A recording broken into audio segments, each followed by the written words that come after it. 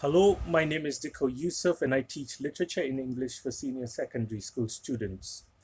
I will tell you about one incident that I had with my students. I was trying to get them to keep quiet and listen to what I was saying in class, but they wouldn't. They were very distracted, they were making all forms of noise, and out of frustration and anger, I turned around and I punched the board really hard and I hurt my knuckle, which was doubly bad for me. The rest of the class was awkward. There were silences that were uncomfortable.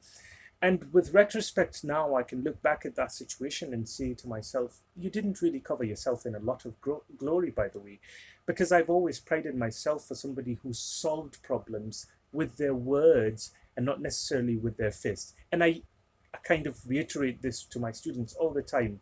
It was ironic that I was the one to turn around and punch the board. But the lesson that I have learned from it and from attending this workshop where Amdi Salam talked about emotional intelligence is that we need to understand our emotions first. Really, that's key, so that we act according to our values and not according to our emotions. Because my values are use your words, have a dialogue, have a meaningful, constructive conversation, which was something that I didn't do with them at that point.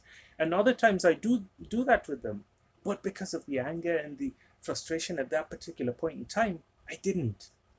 Now, I think also other people need to understand your own emotions. And this goes to the other aspect of emotional intelligence. It's not just about you understanding your emotions, but also try to understand the emotions of the other people around you so that you do not exacerbate a problem. Because the students, if they also knew that I was beginning to get frustrated, they would have kept quiet. So I think both of us need some kind of education in emotional intelligence. And this little anecdote kind of highlights how important it is to have some degree of emotional intelligence